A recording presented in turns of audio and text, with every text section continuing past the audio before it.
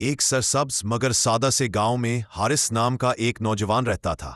اس کا گھر کچا تھا، کپڑے معمولی تھے، مگر اس کا دل نہایت صاف اور نیت بالکل سچی تھی۔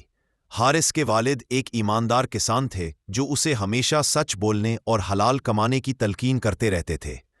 والد کی وفات کے بعد حارث نے گھر کی ذمہ داری سنبھالی اور محنت مزدوری کر کے اپنی ماں کا سہارا بنا۔ گاؤں میں اکثر لوگ شارٹ کٹ اور چالاکی سے کام نکالنے پر یقین رکھتے تھے۔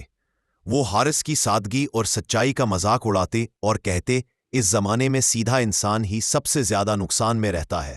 حارث خاموشی سے یہ باتیں سن لیتا، مگر کبھی اپنے اصولوں سے پیچھے نہ ہٹتا۔ ایک دن گاؤں کے بازار میں خاصا ہجوم تھا۔ ایک بڑا تاجر جو دوسرے شہر سے آیا تھا، خریداری کے دوران اپنا قیمتی پرس کہیں گرا بیٹھا۔ اس پرس میں بڑی رقم کے ساتھ ساتھ اہم دستاویزات بھی تھیں۔ جب اسے پرس نہ ملا تو وہ سخت پریشان ہو گیا، یہاں تک کہ اس کے چہرے کا رنگ بدل گیا۔ اس نے بلند آواز میں اعلان کیا، جو بھی میرا پرس واپس کرے گا میں اسے بھاری انعام دوں گا۔ اسی دن حارث بازار سے گھر لوٹ رہا تھا کہ اسے ایک دکان کے قریب وہی پرس پڑا ہوا ملا۔ اس نے اٹھا کر دیکھا تو اس میں موجود پیسوں کی مقدار دیکھ کر اس کا دل لمحہ بھر کے لیے کانپ گیا۔ اس رقم سے وہ اپنی ماں کا علاج بھی کروا سکتا تھا، قرض بھی اتار سکتا تھا اور بہتر زندگی گزار سکتا تھا۔ لیکن پھر اسے اپنے والد کی آواز یاد آئی، بیٹا، حرام کا ایک لقمہ بھی سکون چھین لیتا ہے اور حلال کی تھوڑی سی کمائی بھی دل کو مطمئن رکھتی ہے۔ حارث نے پرس مضبوطی سے پکڑا اور سیدھا تاجر کی طرف چل دیا۔ تاجر نے جب اپنا پرس دیکھا تو خوشی اور حیرت سے اس کی آنکھوں میں آنسو آ گئے۔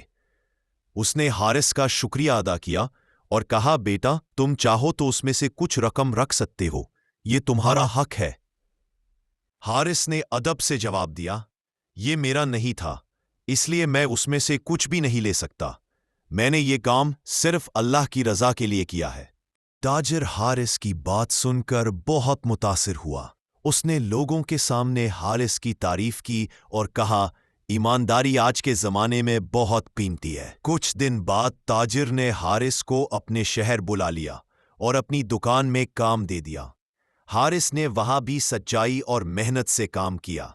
وقت گزرنے کے ساتھ وہ تاجر کا قابل اعتماد ساتھی بن گیا۔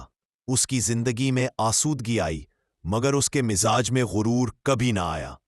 گاؤں کے وہی لوگ جو کبھی اس کا مذاق اڑاتے تھے، آج اس کی مثالیں دیتے تھے اور کہتے تھے، واقعی سچائی کبھی ضائع نہیں جاتی۔